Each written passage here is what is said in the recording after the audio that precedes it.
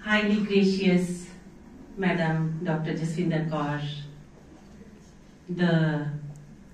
who is here amongst us to grace this occasion, respected Madam Raminderjeet, Madam Shefali Walia, Madam Navneet ji, Madam Jaspreet ji, Madam Sonia and Professor Vinay and Professor Rajesh Kumar ji, and my dear students.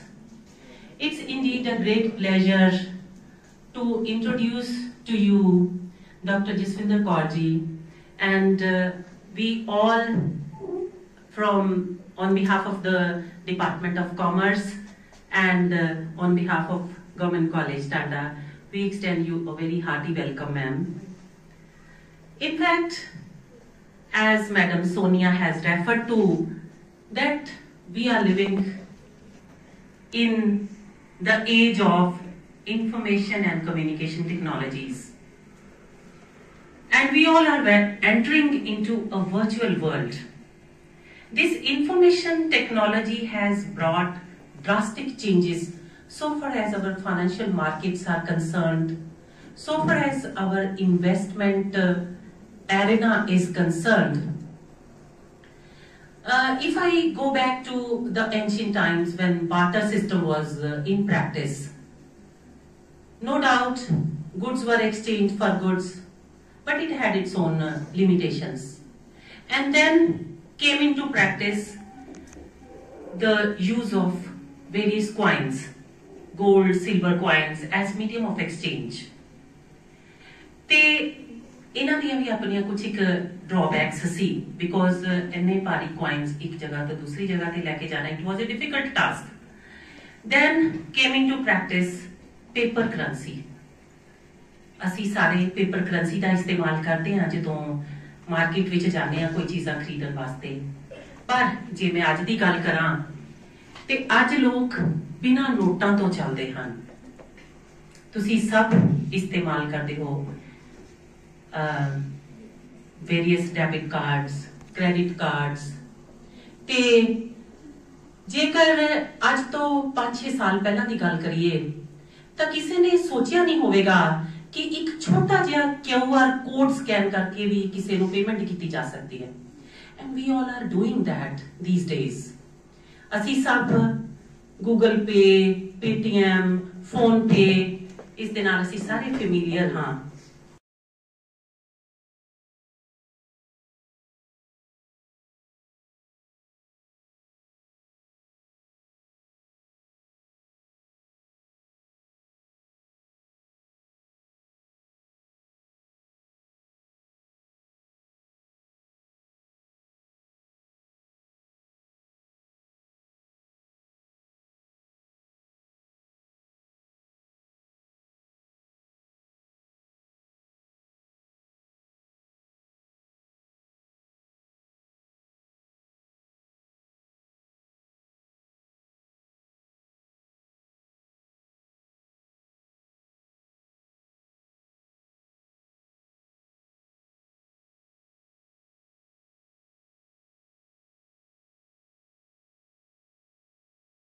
लगेगा कि मैनू main stream काम करने की लोड़ ही नहीं, piece of mind हो जाना, तो टू स्ट्रीम्स ऑफ अर्निंग आ जाएगी।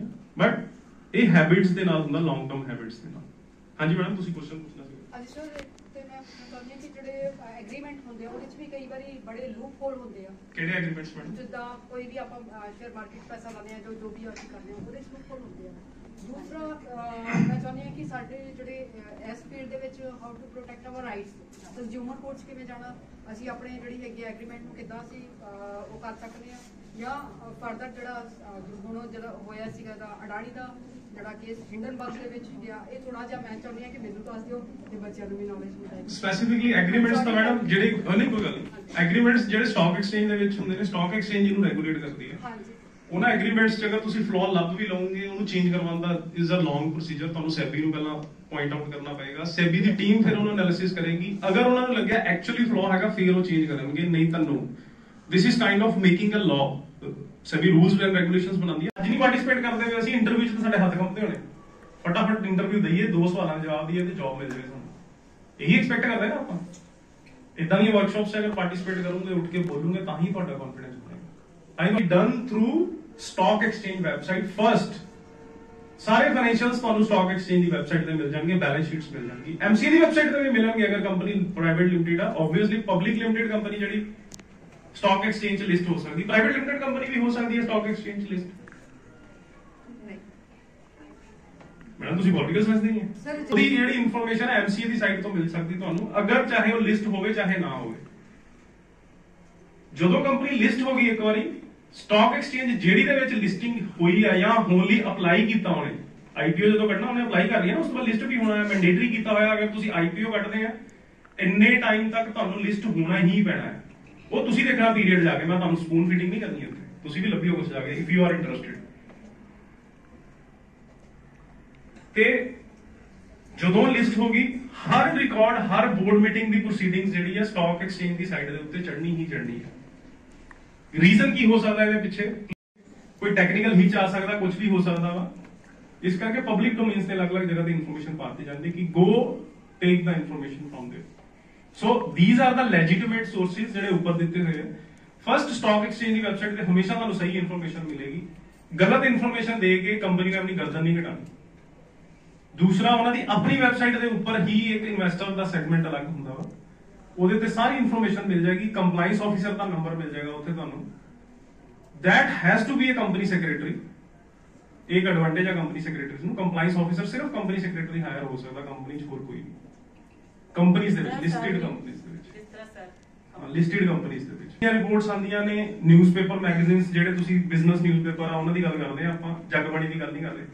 ਆਲਦੋ ਉਹ 'ਚ ਵੀ ਇੱਕ ਸੈਗਮੈਂਟ ਹੁੰਦਾ ਵਾ, but if you need a thorough information, business newspapers ਆਉਂਦੇ ਨੇ ਸਟੈਂਡਰਡ ਇਨਫੋਰਮੇਸ਼ਨ, ਉਹ ਪੜ੍ਹ ਸਕਦੇ ਹੋ ਤੁਸੀਂ। ਕਿੰਨੇ ਬੱਚੇ ਬਿਜ਼ਨਸ ਨਿਊਜ਼ਪੇਪਰ ਪੜ੍ਹਦੇ ਨੇ? You are from the commerce field. ਨਹੀਂ, ਸਾਰਿਆਂ ਨੇ ਮੂੰਹ ਤੋਂ ਪਾਣੀ ਸ਼ੁਰੂ ਕਰ ਦਿੱਤਾ। ਪ੍ਰਮੋਟਰਸ ਦਾ ਕਿੰਨਾ ਪੈਸਾ ਲੱਗਾ ਵਿੱਚ, ਕੰਪਨੀ ਦੇ ਰੈਵਨਿਊਜ਼ ਇਨਕਰੀਜ਼ ਹੋ ਰਹੇ ਹਨ, ਕੰਪਨੀ ਦੇ ਪ੍ਰੋਫਿਟ ਇਨਕਰੀਜ਼ ਹੋ ਰਹੇ ਹਨ ਜਾਂ ਨਹੀਂ, ਕੰਪਨੀ ਦਾ ਬਿਟਾ ਕਿਸ ਤਰ੍ਹਾਂ ਕਿੰਨਾ ਹੈ। then there are certain ratios which are very helpful for the shareholder ਕਿ ਜਦੋਂ ਰੇਸ਼ੀਓ ਐਨਾਲਿਸਿਸ ਕਰੋ ਬੱਚੇ ਤੇ ਉਹਦੇ 'ਚ ਨੋਰਮਲੀ ਸਟੂਡੈਂਟਸ ਇਹਨਾਂ ਰੇਸ਼ੀਓਜ਼ ਨੂੰ ਧਿਆਨ ਨਾਲ ਨਹੀਂ ਕਰਦੇ।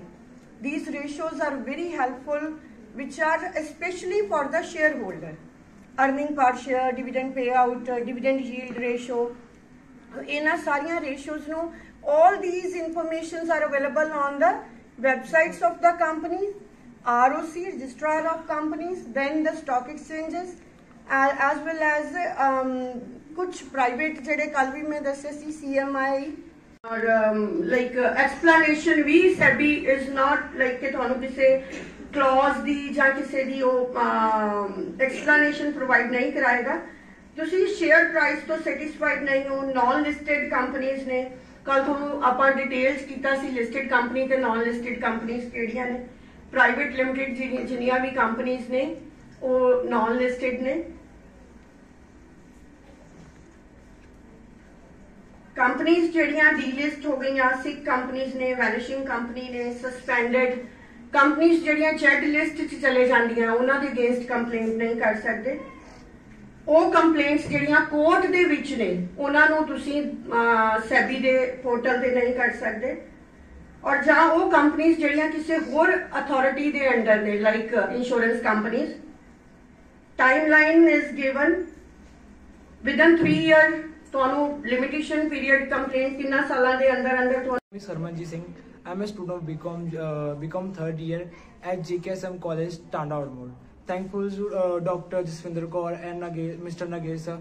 उन्होंने क्या यहाँ पर हमारी वर्कशॉप थी रिसेंट 22 फरवरी से लेके 23 फरवरी तक, और इन्होंने हमें समझाया हमें पैसे कैसे इन्वेस्ट करने हैं, हमें किस चीज़ में इन्वेस्ट करना चाहिए, हमें एक्सपीरियंस बताया, उसकी लिमिटेशंस क्या हैं, हमें उन्होंने हमें सेबी के करियर ऑप्शन के बारे में बताया कि हम क्या बन सकते हैं। एक्चुअली ऐसे एग्जांपल जैसे पोर्टफोलियो मैनेजर, जैसे mutual fund distribution, like all उन्होंने हमें बहुत कुछ समझाया और सिखाया भी है, और हमें इस बहुत बढ़िया एक्सपीरियंस रहा है कि हमें कुछ सीखने को मिला है। Hello everyone, I am Priyasha from JKSM government college Tanda. 2 दिन ਦੀ ਸਾਡੀ 22 और 23 ਫਰਵਰੀ ਨੂੰ ਸਾਡੀ ਵਰਕਸ਼ਾਪ ਲੱਗੀ ਸੀਗੀ NISM ਦੀ, ਜਿਹਦੇ ਵਿੱਚ ਕਿ ਸਾਨੂੰ ਬਹੁਤ ਜ਼ਿਆਦਾ ਵੈਲਿਊਏਬਲ, ਬਹੁਤ ਜ਼ਿਆਦਾ ਇੰਟਰਸਟਿੰਗ ਐਕਚੁਅਲੀ ਵਰਕਸ਼ਾਪ ਸੀ ਇਹ। तो सर बहुत कुछ सानू सीखने को मिलेगा, मतलब जिद्दां कि आप कित्थे कित्थे अपनी मनी ਨੂੰ ਇਨਵੈਸਟ ਕਰ ਸਕਦੇ ਹਾਂ। ਜਿੱਦਾਂ commerce student, as a commerce student ਆਪਾਂ ਸਿਰਫ ਇਹ ਸੋਚਦੇ ਕਿ ਬੈਂਕਿੰਗ ਸੈਕਟਰ ਜਾਂ ਫਿਰ CA ਬਣ ਸਕਦੇ ਹਾਂ, ਬਟ ਅੱਜ ਵਰਕਸ਼ਾਪ ਦੇ ਵਿੱਚ ਸਾਨੂੰ ਬਹੁਤ ਕੁਝ ਨਵਾਂ ਪਤਾ ਲੱਗਾ ਕਿ ਅਸੀਂ ਕਿਹੜੀਆਂ ਫੀਲਡਸ ਦੇ ਵਿੱਚ ਜਾ ਸਕਦੇ ਹਾਂ, ਜਿੱਦਾਂ ਮਿਊਚੁਅਲ ਫੰਡਸ ਹੋ ਗਿਆ ਔਰ ਕਾਫੀ ਅਦਰ, मतलब कि बहुत ज़्यादा कुछ। Thank you. Hello everyone, I am Sia, a BCom student from GKSM Government College Tanda। Recently 2 days ਸਾਡੀ ਵਰਕਸ਼ਾਪ ਲੱਗੀ ਸੀ जो कि काफ़ी इंटरेस्टिंग सी। सानू बहुत सारी इंटरेस्टिंग और वैल्यूएबल थिंग्स हमें जानने को मिली, जैसे कि हमें इन्वेस्टमेंट्स कैसे करनी चाहिए, कहाँ पर करनी चाहिए। हम लोगों को पता तो होता है कि इन्वेस्टमेंट होती है, लेकिन हमें इतना वास्ट नॉलेज नहीं होती कि कहाँ पर करनी चाहिए, कैसे करनी चाहिए, कब करनी चाहिए, कौन सी प्रिकॉशंस हमें अपने माइंड में लेकर चलनी चाहिए। अगर हमें कोई ग्राइवेंस आते हैं तो कहाँ पर उनका रिड्रेस हो सकता है। तो ये सारी चीज़ें हमें सीखने को मिली, जो कि बहुत ज़्यादा इंटरेस्टिंग थी। 2 दिन हमारी वर्कशॉप लगी, इसमें हमें बहुत सारी वैल्यूएबल थिंग्स सीखने को मिली, जैसे कि हमें करियर गाइडेंस ऑप्शंस भी मिली, जिसमें हमें ये पता लगा कि हम लोग क्या सोचते हैं एज अ कमर्स स्टूडेंट कि हम बैंकिंग सेक्टर में जा सकते हैं या फिर इंश्योरेंस सेक्टर में जा सकते हैं, but these are not the options. हमें और भी बहुत सारी चीज़ों में जैसे कि करियर गाइडेंस मिलती है, जो कि हमें इस वर्कशॉप में से जानने को मिला है। So thank you so much, ये बहुत अच्छी very edifying workshop is nearing its end. We really wish to express our gratitude through small tokens of appreciation to our esteemed resource persons of this workshop.